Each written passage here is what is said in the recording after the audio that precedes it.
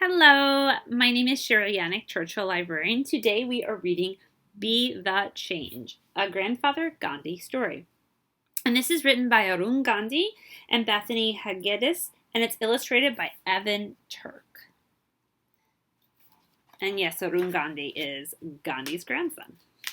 Be the Change.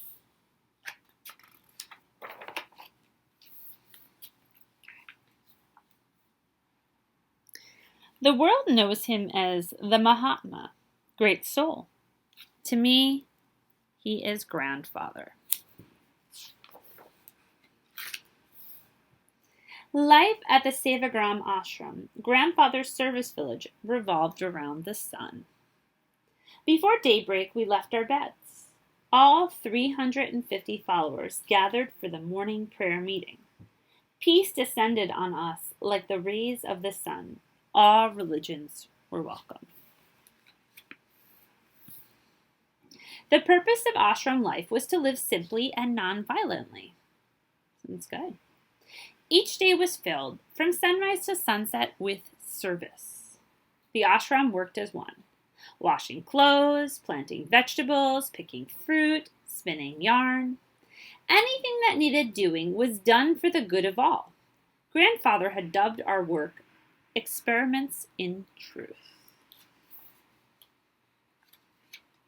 There were 11 vows of ashram living.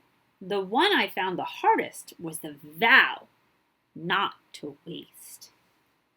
And it was an important one, a cornerstone of grandfather's teachings. I wasn't sure how not wasting food or other items made life nonviolent, but I did my best to follow the path put before me. Bapuji said I would understand in time, but I had already lived at Sevagram for more than a year. So do we agree that that it's a good idea to not waste, right? So do what you can to not make waste is this big cornerstone, and I think it's definitely very important. Soon grandfather asked that I accompany him to Pune. I was happy to see to get the break from the ashram life, from waking early and working hard. But at the Nature Cure Clinic, our routine was much the same. The same vows, the same self-discipline. When grandfather talked, thousands came, overflowing the gardens. People young and old spilled into the streets. So you can see the crowds of people here to see Gandhi.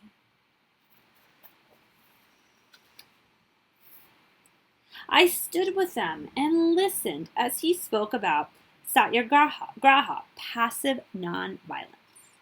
When nonviolence is accepted as the law of life, it must pervade the whole being and not be applied to isolated acts, Bapuji said. How was I to understand that? It hurt my head to even think about. Yet when grandfather spoke, something in me stilled, even if afterwards my thoughts grew cloudy. So he said again, when nonviolence is accepted as the law of life, it must pervade the whole being and not be applied to isolated acts. One afternoon, on my way home from lessons, I'd had enough. As I walked, I tossed my nubby pencil in the air, tired of my vow not to waste. Tired of not understanding, it bounced into the grass. I left it there, on purpose. So what do you think about that act? That evening I asked Bapuji for a new pencil. This morning you had what appeared to be a perfectly good pencil, grandfather said. It was too small. I threw it away, I argued. I didn't share what I was really thinking. I was a Gandhi. Didn't I deserve a new pencil? It was not too small this morning, grandfather smiled his toothless grin. And what of your vow? The one not to waste? I stared at my sandaled feet. A vow is a promise to yourself before it is one to others. Why is the nubby pencil so important? I asked. It is not the pencil but you that is important, Bapuji patted my shoulder. Bapuji was talking in riddles. Why wasn't there a simple explanation? He walked me to the door. You will have to go and look for it. Would I really have to search for a nub of a pencil? But it's after dusk. Good thinking, Arun. You will need a torch. He handed me a flashlight and pointed me toward the night. Whoa. I set off into the dark. My face burned with shame. Grandfather had already taught me so much, and here I had more to learn. I was a disappointment to him, to myself. I retraced my steps, past the bench with a broken leg, past a pack of stray dogs. I stopped when I came to the scrubby grass that I'd cut across hours earlier. Kneeling, I ran my fingers through the coarse stalks. Nothing. Above, the stars seemed to mock me. Find it, they twinkled, taunting. Finally, after hours of searching, I found it. I stuffed the pencil in my pocket and trudged back to Grandfather's cottage. I love the illustrations on this page. I think they're really beautiful. The grass and everything. Did you recover the pencil? Bapuji asked when I returned.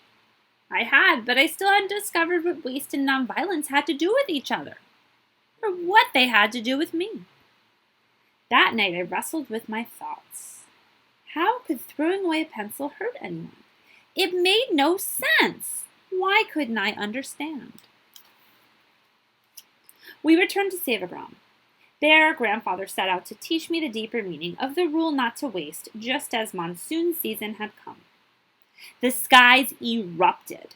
For days on end, the rains beat the dry, cracked ground.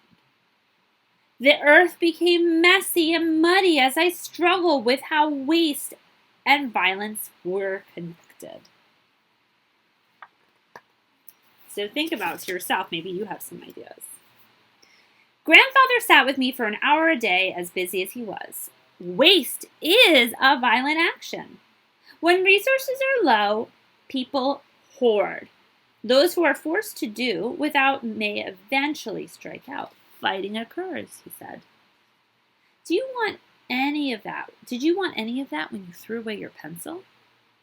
I didn't. Is this why we spun? Why we made our own cloth? It's a pencil again. Grandfather suggested I make a tree of violence. With violence as the trunk and physical violence and passive violence, the kind that looks like it hurts no one, as the branches. Before you act, think about how it would affect others, he said. Who would it hurt? You? Someone else? The earth? Does hurting the earth hurt us? Together we created a tree and pasted it on the wall. Each day I added my thoughts and actions to it. So you can see this is the violence and then the passive violence. And you can see over here he wrote some things. I'll read them to you. Eating more than my share, wasting food, bullying, throwing away my pencil, kicking, pushing. Grandfather would come by my hut. Wow, he has a lot now. You can see there's so many. And he'd watch my tree grow. When I wasn't sure where to place something, he helped me decide if the thought or action was passive violence or physical violence. As the monsoon rains renewed the earth, my tree grew and grew. Both branches were heavy with leaves, but the passive side became enormous. So this is the passive side, the physical side. So we don't see too much in the physical violence, but we could see over here on the passive violence side, it says, third helping of potatoes, yelling, teasing, gossiping, not recycling, not sharing, name-calling, wasting sugar, lying, leaving the lights on, wasting supplies, being jealous, taking more than my share, not helping, bullying, not forgiving, teasing, throwing away my pencil, disobeying the rules, wasting. There's some of them. Soon I could see how throwing away my pencil could hurt others. More graphite would need to be mined for a new pencil. Trees would be cut down, land would be stripped bare, villages would be lost. Were my wants, like the one for a new pencil, more important than the needs of others? I saw how kicking and shoving led to rioting. I saw how violence led to more violence. how wars led to more wars. Like the soaking rains that turned the musty earth lush and green, new growth finally sprouted in me. I was responsible for my every thought and action, yes, but I was also responsible for the thoughts and actions of the world. To change the world, I needed to change myself. As the rains trickled to an end and the sun returned, Grandfather took my hand. We walked amid the hustle of ashram life. New planting, chores, prayers, work. Grandfather had a saying. He had said it to many, and now he said it to me. Be the change you wish to see in the world, Arun. And with Grandfather as an example of being the change for himself and others, I would.